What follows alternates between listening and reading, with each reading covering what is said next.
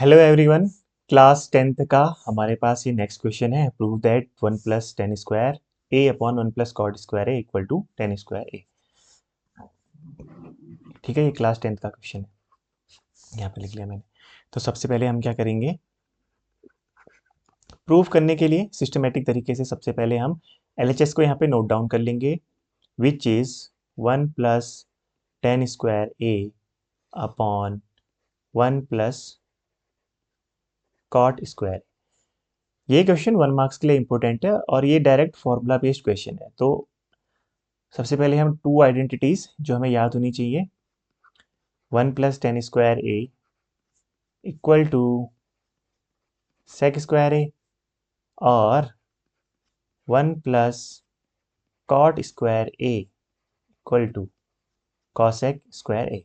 इन दो आइडेंटिटीज का यूज करते हुए नेक्स्ट लाइन में हम 1 प्लस टेन स्क्वायर ए की जगह पे लिख सकते हैं sec square A upon 1 plus cot square A की जगह पे हम लिख सकते हैं cosec square A equal to. अब सेक किसका उल्टा होता है, कॉस का उल्टा होता है, यानी कि हम सेक को लिख सकते हैं 1 upon cos A. Sec square ए है तो इसकी जगह पे हम लिख सकते हैं 1 upon cos square A upon cosec की जगह पे लिख सकते हैं हम क्या, 1 अपॉन साइन स्क्वायर है तो 1 अपॉन साइन स्क्वायर ए। ये इसके साथ मल्टीप्लाई और ये इसके साथ मल्टीप्लाई, तो ये हो जाएगा हमारा क्या, sine square A upon cos square A which is equal to 10 square A, क्योंकि साइन अपॉन कॉस होता है 10 इक्वल टू RHS। यही हमें प्रूव करना था। अब जो ये वाला स्टेप है ना, थर्ड स्टेप, सेकंड स्टेप बोलो या थर्ड स्टेप बोलो, ये वाला स्टेप जो है यहाँ पे हमने सेक स्क्वायर को, जिसको याद नहीं रहता है कि ये कौन सा किसका अपोजिट होता है, तो जब भी इस तरीके के क्वेश्चन आते हैं सबसे पहले कॉर्नर में जाके यहाँ पर इस तरीके से लिख लिया करो P P P upon H H B, और इसके ऊपर साथ में जो हमारे 6 ट्रिग्नोमेट्रिक रेशियो है उनको लिख दो, साइन कॉस 10 कॉसेक सेक और कॉट।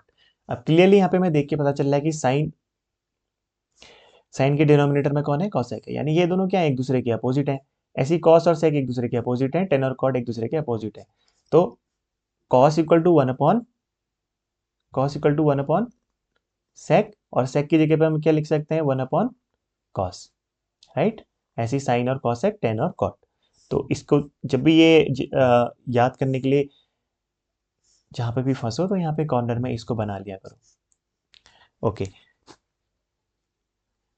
अब क्वेश्चन तो इतना ही था। अब यहाँ पे थोड़ा सा नॉलेज के लिए मैं आपसे यहाँ पे पूछूंगा कि ये क्या है, साइन का फुल नेम क्या होता है, साइन।